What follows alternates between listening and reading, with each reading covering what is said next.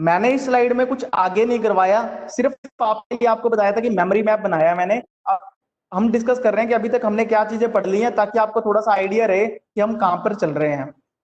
सबसे पहले जब मैंने डीवीएमएस की बात करी थी, मैंने आपको बताया था डाटा क्या होता है, ऐसा फैक्ट जिसे रिकॉर्ड कर सकते हैं। फिर मैंने बताया था जो हमारे काम का डाटा होता है उसे इंफॉर्मेशन कहते हैं। फिर हमने डाटाबेस की बात करी थी कि रिलेटेड डाटा की कलेक्शन को डाटाबेस कहते हैं। फिर हमने बात करी थी डाटा या डाटाबेस को स्टोर करने का पुराना तरीका हुआ करता था फाइल प्रोसेसिंग सिस्टम अप्रोच। ये छोटे लेवल पे यूज की जाती है, या हम मतलब कि पर्सनल यूजेस के लिए हम फाइल प्रोसेसिंग सिस्टम अप्रोच का यूज करते हैं। आपने देखा था कि बड़ी ऑर्गेनाइजेशन के लिए इसकी बहुत सारी डिसएडवांटेज थी।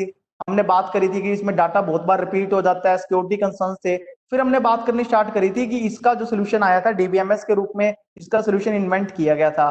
डीबीएमएस क्या था? एक ऐसा सॉफ्टवेयर जिसकी सहायता से आप अपने डाटाबेस को डिफाइन करते हो, उसको कंस्ट्रक्ट करते हो, उसको मैनिपुलेट भी कर सकते हो, शेयर भी कर सकते हो। फिर मैंने आपको बताया था कि एक्चुअल में कंप्यूटर में डाटाबेस पे काम करने से पहले, मींस कंप्यूटर में डाटाबेस में डिफाइन करने से पहले हम कुछ रफ वर्क करते हैं। मैंने लिखा ना बिफोर कंप्यूटर, हम चार्ट्स पे, वाइट पेपर पे ग्राफिकल रिप्रेजेंटेशन करते हैं डाटा स्ट्रक्चर की बाय ईयर डायग्राम, जिसको अब हम सीख रहे हैं कि डाटाबेस के स्ट्रक्चर को ईयर डायग्राम की सहायता से कैसे हम पेपर पे रिप्रेजेंट करते हैं।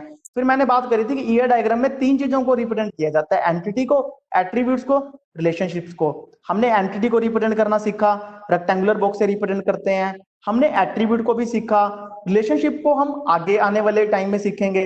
अब बात आती है कि एट्रीब्यूट्स को रिप्रेजेंट करने का तरीका हमने देखा था एलिप्स से रिप्रेजेंट करते थे।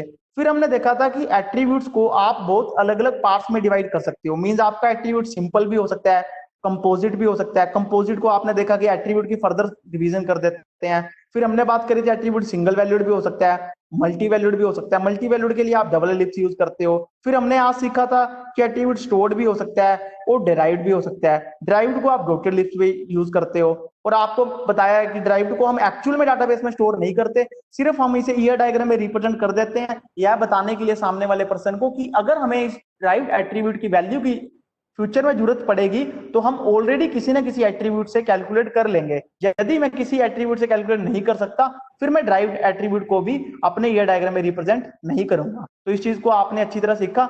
मैंने सिर्फ आपको एक समरी करके बताई है ताकि आपको चीजें ध्यान रहे हम क्या पढ़ रहे हैं, आगे हमने क्या पढ़ना है। आने वाली स्लाइड्स में हम रिलेशनशिप्स के बारे में बात करेंगे कि एंटिटी के बीच में क्या रिलेशनशिप्स होते हैं, आपस में उनको कैसे रिप्रेजेंट करते हैं। मींस कोई एंटिटी दूसरी एंटिटी, रिलेशनशिप का मतलब होता है एक एंटिटी दूसरी एंटिटी के साथ कैसे कनेक्टेड है, कैसे लिंक्ड है।